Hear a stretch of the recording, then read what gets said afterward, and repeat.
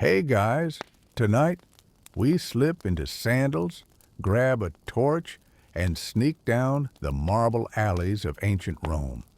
We're about to drift through the life of one of the most ambitious, scheming, and downright entertaining figures in history, Julius Caesar.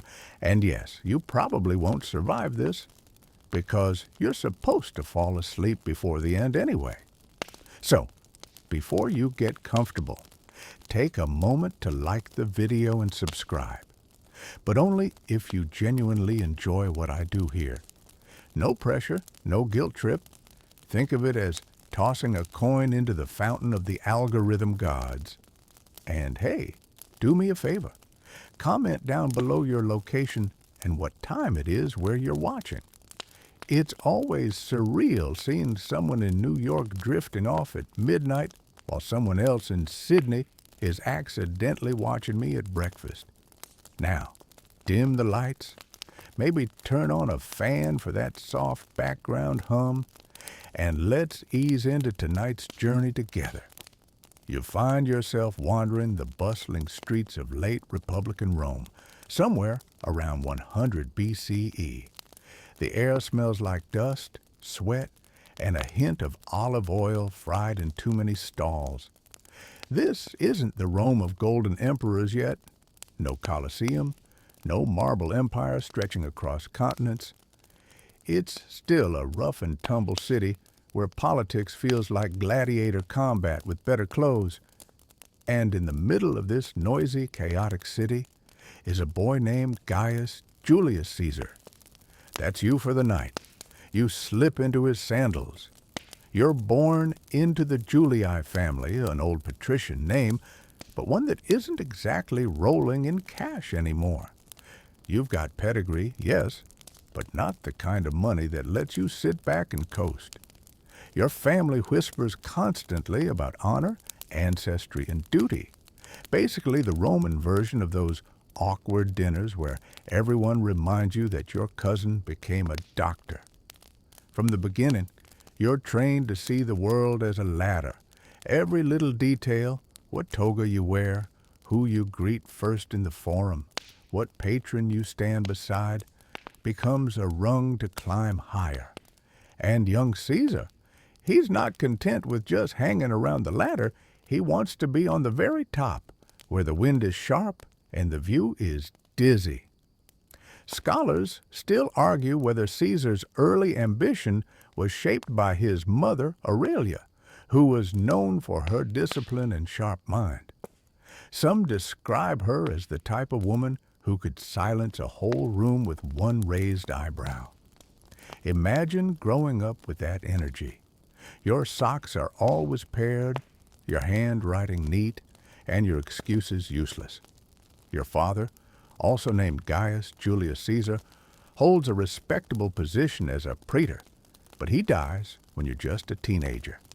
Suddenly, the family's weight falls on you like a badly balanced stack of amphorae. You're young, untested, and standing in a republic where politics is basically an Olympic sport. But hey, you've got connections. Your aunt is married to Gaius Marius, one of Rome's most powerful generals. Marius is a populist. He champions the common people, challenges the entrenched elite, and wins military glory that makes him a legend. For a teenage Caesar, that's like discovering your uncle is half Dwayne Johnson, half Bernie Sanders. The funny part, Marius is at constant odds with another powerhouse named Lucius Cornelius Sulla, who represents the old aristocratic elite. And this isn't just a polite rivalry. It's knives, exiles, purges, and civil war.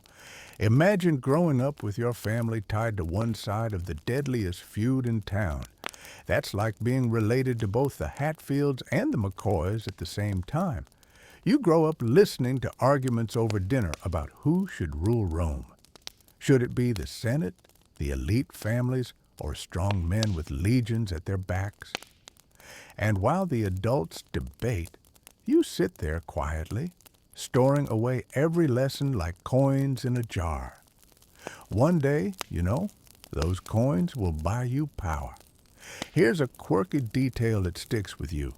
As a kid, Caesar is said to have been painfully thin and pale, with a sharp nose and dark, piercing eyes.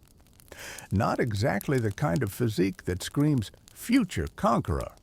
If anything, he looked like the sort of kid you'd expect to be bullied in the baths.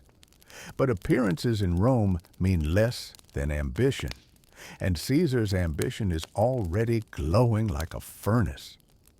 At this stage of life, you're not yet the general marching through Gaul or the dictator for life. You're just a young man trying to find footing in a republic cracking under its own weight. The Senate is corrupt.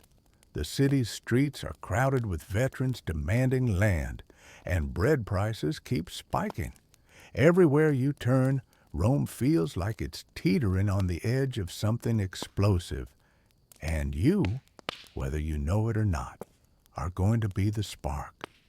But tonight, as you drift deeper into the story, you're still just that ambitious boy walking through Rome's forum, looking up at the senators strutting in their togas, thinking, one day I'll outshine all of you.